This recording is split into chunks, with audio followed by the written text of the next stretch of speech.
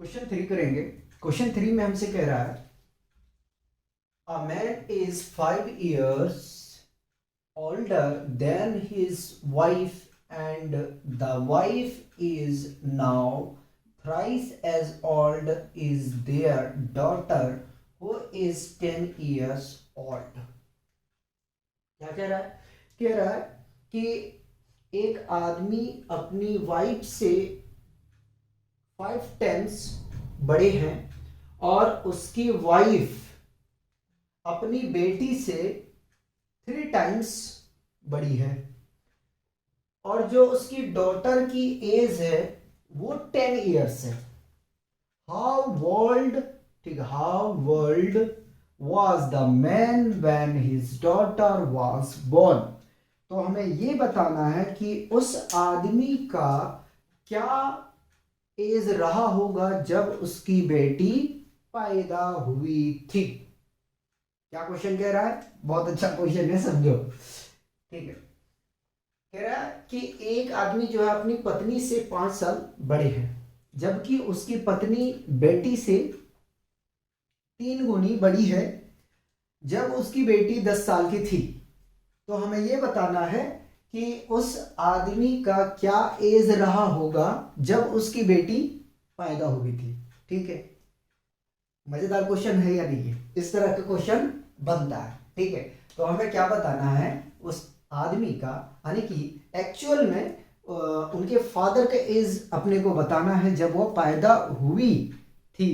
तो कितने एज के थे उनके फादर, ये बताना है अपने को। ठीक है, तो क्या करें, सबसे पहले कुछ हम कंसीडरेशन करते हैं। ठीक है, पहले मान लेते हैं कि लेट दी मैन को मैं फादर लिख दूं, कोई कंफ्यूजन तो नहीं। लेट द प्रेजेंट, चलो वही लिख दूंगा, present age of man be X years. ठीक है, एंड वाइफ इज बी। 5 साल पहले की बात हो रही है या बाद की बात हो रही है? ओल्डर। ठीक है, पहले की बात हो रही है। ठीक है, तो क्या आ जाएगा? X-5 years। बताओ कोई कंफ्यूजन है तो बताओ,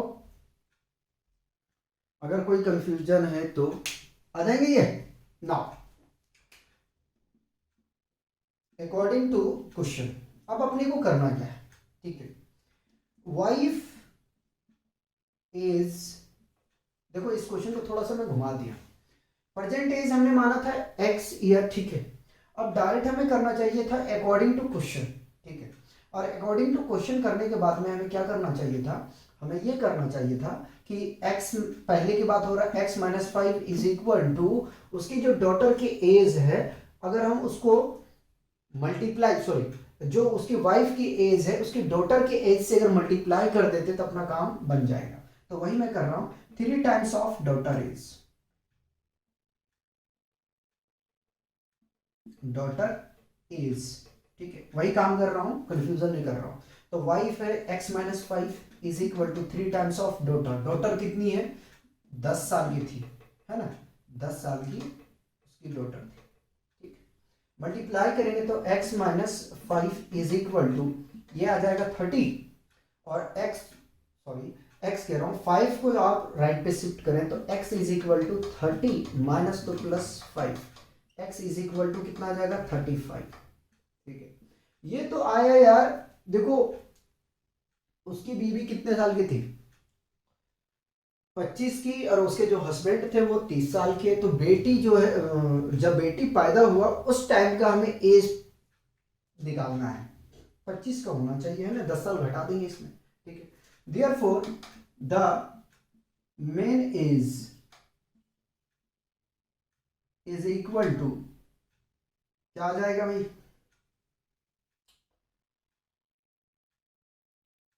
35 माइनस डॉटर एज। ठीक है, तो डॉटर एज कितना था? 10 साल का, कितना आ जाएगा? 25 years। ठीक है, 25 साल का था जब उसकी बेटी पैदा हुई थी। कितने साल की? 25 साल की। 25 साल था उस आदमी का, ठीक है, जब उनकी बेटी पैदा हुई। ठीक है, बताओ अगर कोई कंफ्यूजन है तो। नहीं है तो बढ़ते हैं अपना नेक्स्ट क्वेश्चन की तरफ। ठीक है, क्वेश्चन 4 की तरफ बढ़ते हैं। इस तरीके से आपको क्या है कि सॉल्व करने का जो है ना आपको आना चाहिए। आगे में चलते हैं। हमसे कह रहा कि the present age of difference between father and son is 14 years. ठीक है, बाप और बेटे दोनों के एज का जो डिफरेंसेस है फादर और सन का, वो कितना है? 14 years. The ratio of their age will be 4:3 after 11 year. ठीक है, 11 साल के बाद में जो दोनों का रेशियो हो जाएंगे फादर और सन का, वो 4:3 हो जाएंगे। How old is son now? तो हमें ये बताना है कि कितने साल का उनका जो है वो बेटा है। अब फिर और आसान करते हैं। हमसे कह रहा है कि फादर और सन का जो प्रेजेंट एज का डिफरेंस है वो 14 ईयर्स का है। ठीक है, आगे में कह रहा है कि 11 साल के बाद में दोनों का जो एज का रेशियो होगा वो 4/3 हो जाएंगे। ठीक है, तो बताइए कि करंट टाइम में, ठीक है, प्रेजेंट टाइम में बेटा कितने साल का होगा, ये हमें निकालना है। तो क्या करना चाहिए? हमें पहले मान लेना चाहिए। ठीक है, डिफरेंस है, कोई बात नहीं है। अगर डिफरेंस ना दिया रहता तो x minus 14, sorry 14 minus x कर देते फादर में। अब यहाँ पे डिफरेंस है तो x प्लस 14 करेंगे। ठीक है, तो सॉल्व करते हैं। Let the present age of son be x year and father is b x plus 14 या 14 प्लस x। ठीक है, मैं अरेंजमेंट करके लिखा हूं। अगर माइनस होता तो पहले 14 को ही रखता। ठीक है, 14 में हमें x को सब्ट्रैक्ट कर देते। ईयर, ठीक है, ईयर्स, यहां भी ईयर्स लगा दो। ठीक है, अब क्या करना है? कह रहा है कि 11 साल के बाद में इन दोनों का जो एज है वो 4:3 हो जाएंगे। ठीक है, ATQ अकॉर्डिंग टू क्वेश्चन। ठीक है, x plus 14 divided by x is equal to कितने हो जाएंगे? 4/3। कितने साल के बाद हो जाएंगे? 11 के बाद। ठीक है, तो 11 यहां भी जोड़ दो और 11 यहां पे भी जोड़ दो। ठीक है, ऐसा करना है आपको सॉल्यूशन।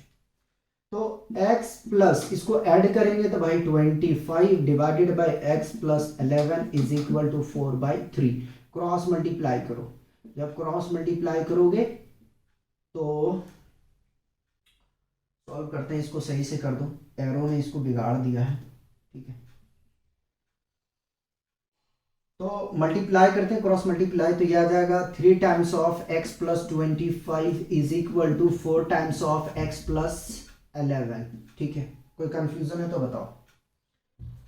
चलो मल्टीप्लाई करो तो 3 को मल्टीप्लाई x से करेंगे 3x प्लस 3 को मल्टीप्लाई 25 के साथ करेंगे तो आ जाएगा ये 75। ठीक है, 75 इज इक्वल टू 4 को मल्टीप्लाई करेंगे हम x के साथ में, किया जाएगा 4x।